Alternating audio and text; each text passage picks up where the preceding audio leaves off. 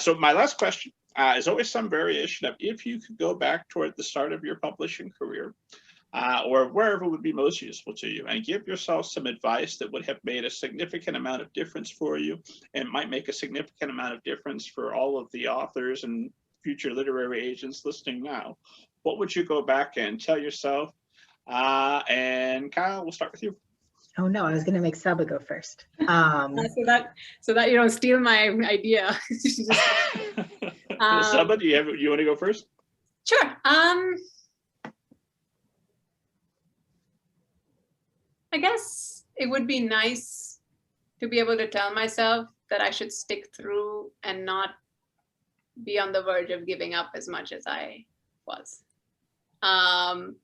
Which is ironic, because I don't think I would have listened to myself if I told myself that. I would have been like, of course you're going to tell yourself not to give up. You don't give up, Saba Sulaiman.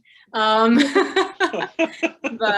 yeah, I mean, you know, it's just such a difficult career. And also, given that, you know, given my personal family background and just my upbringing, I just didn't have any role models. You know, I don't know anybody who does what I do, you know, like anything like what I do in my family or anywhere in my life or anywhere. It's just, I still find myself having to explain what I do to most people in my circles and in my family and back home in Pakistan, where I spent a majority of my life. And I think that was the biggest stumbling block for me when I began just figuring out whether this was something that I could actually do, you know, and make a career out of, versus just this thing I decided to try on a lark and see if I could do it, you know, and that's how I was made to feel by most of the people in my life. Not my parents, because they were very supportive, and my sister, but just everyone else, because, you know, what's publishing or what's an agent? I mean, most people don't even know literary agents are in publishing.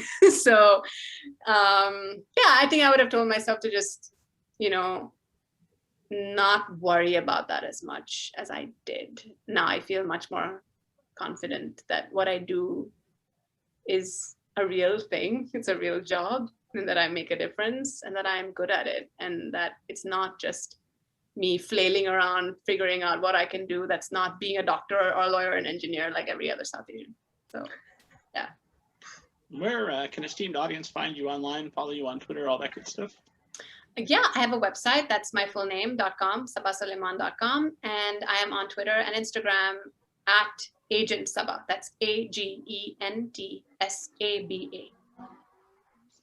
And Kyle, what advice are you going back and telling I yourself? have two answers to that question. The first answer is a real thing that is private and not something that I will talk about in public, but is real nonetheless. The answer that I can give in public is equally honest, but is like, I don't know, you know that thing, you know, it's not the butterfly effect, because that's flapping the wings, but it's like you go back in time and you're with the dinosaurs and you squish a bug and you come to the future and it's like bad or different, you know, that like paradox.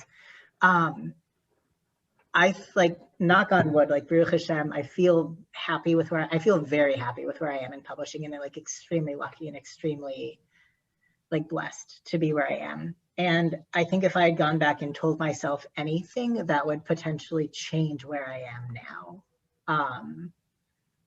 And I don't want to change where I am now. And I think that everything that I went through, like all of the rejections that I got and all of the times that I wanted to give up but didn't, and all of the like frustration and spite and anger and jealousy that I felt, are all part of who I am today. And where I am today. And I like that place. And I don't think I would want to change that by making things easier on past to me, because he got through it. Like he would be fine without my advice, because I clearly am. And then the other part of your question is like similar advice that I would give to other aspiring writers. And I don't like, you know, it's common to say like, don't give up, but I gave up on a lot of things. Like I gave up on the very first book I tried to write, and that might never turn into anything. And I did give up on my young adult novel, and that was a perfectly good choice. I mean, I might go back to it someday. I still think that there's hope there. But I gave up on other projects because I wasn't the right person to tell those stories. And I gave up on law school. I dropped out after 6 weeks and still had to pay them like $12,000. Like sometimes giving up is a perfectly honorable choice. And if a writer is like, this is too hard, I don't want to do this anymore. Okay, like you're a grown up and you can make your own choices. And like, maybe that is the right choice for you. I can't tell you what to do. So yeah, I don't know.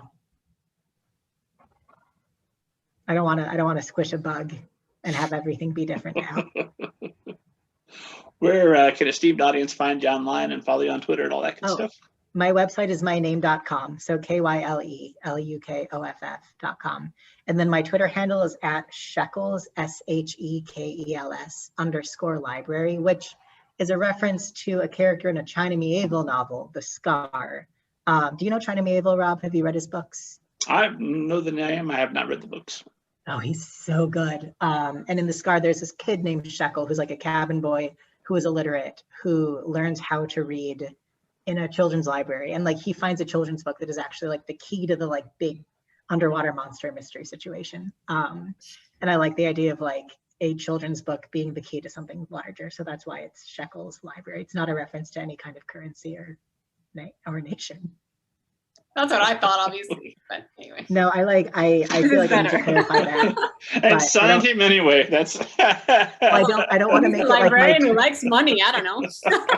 I mean, speaking of like anti-Semitic stereotypes, like I don't like I would change it by now, but I don't think I can. You actually can, but I can. Yeah.